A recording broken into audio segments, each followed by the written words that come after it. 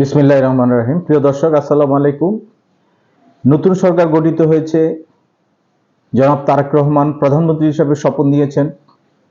আমরা ইতিমধ্যে দেখেছি যে যেসব সিদ্ধান্ত নিয়েছেন সেগুলিকে আমাদের মতো অনেকেই অ্যাপ্রিসিয়েট করতেছে। তারপরেও দেশের অর্থনীতি সম্পর্কে একটা ধারণা নেওয়ার জন্য আমি আজকের ভিডিওটা করছি। দেশের এখন কি অবস্থা অর্থনীতির, বা আমাদের যে রিজার্ভ, আমাদের লোন, এগুলি নিয়ে আমাদেরকে চিন্তা ভাবনা করতে হবে। কারণ প্রায় 18 বছর 20 বছর পরে একটা গণতান্ত্রিক সরকার প্রতিষ্ঠিত হয়েছে। সুতরাং এই সরকারটা কি দিয়ে শুরু করেছে, অর্থনৈতিক অবস্থা কি, এটা আমাদের জানা দরকার। আজকে আমি বাংলাদেশের যে বিদেশি ঋণ সেটা নিয়ে কথা বলতে চাই।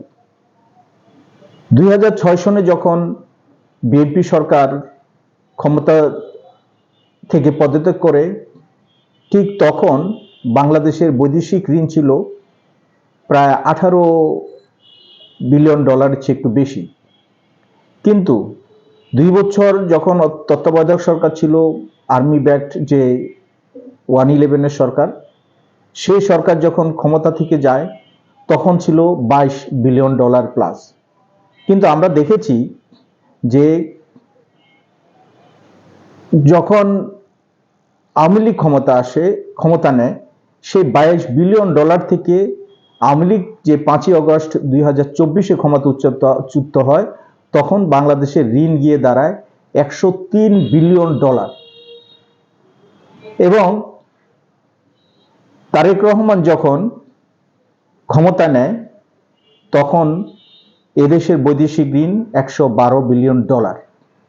আমরা যদি এখন এইগুলিকে নিয়ে একটু অ্যানালাইসিস করি তাহলে দেখতে পাবো যে আওয়ামী লীগের আমলে যেসব মেগা প্রকল্প নিয়েছিল এবং যে উন্নয়নের স্বপ্ন আমাদেরকে দেখিয়েছিল, সেটার জন্য বাংলাদেশকে কত লোন নিতে হয়েছে। আমরা এখন বলা যায় অনেকটা ঋণ ভারে জর্জরিত। এই একটা অবস্থাতে জনাব তারেক রহমানের নেতৃত্বে নতুন সরকার গঠিত হয়েছে। এখন বাংলাদেশের একজন সচেতন মানুষ হিসাবে এবং আমরা যারা রাজনীতি করি, রাজনৈতিক কর্মী হিসাবে আমি বলতে চাই, এই সরকারকে অবশ্যই আমাদেরকে সহযোগিতা করতে হবে। কারণ এই একটা ঋণগ্রস্ত অবস্থা থেকে বাংলাদেশকে তুলে নিয়ে আসতে হলে প্রতিটা রাজনৈতিক দল এবং প্রতিটা জনগণকে সচেতন হইতে হবে, দেশপ্রেম থাকতে হবে এবং দেশের জন্য এই সরকারকে সহযোগিতা করতে হবে। আমরা এই সরকারকে সহযোগিতা করব। আমি ন্যাশনাল ডেমোক্রেটিক পার্টির পক্ষ থেকে বলতে পারি, দেশকে উন্নয়নের দিকে নিয়ে যাওয়ার জন্য এবং বাংলাদেশের যে ঋণ, সেই ঋণটাকে কমিয়ে নিয়ে আসার জন্য এই সরকারকে আমরা সর্বাত্মক সহযোগিতা করব। আসুন সকল রাজনৈতিক দল এবং দলমত নির্বিশেষে সকল জনসাধারণকে আমরা আহ্বান করব, এই নতুন সরকারকে আমরা সহযোগিতা করি, দেশের কথা চিন্তা করে যেন আমরা এই দেশটাকে এবং আমাদের জন্য এবং আমাদের ভবিষ্যৎ প্রজন্মের জন্য একটা সুন্দর দেশ হিসেবে রেখে যেতে পারি, সেই প্রচেষ্টা আমরা করি। কারণ এই ঋণে জর্জরিত এই দেশকে পরিচালনা করা খুবই কঠিন। কারণ আমাদের দেশে এই মুহূর্তে প্রায় 20 কোটি মানুষ।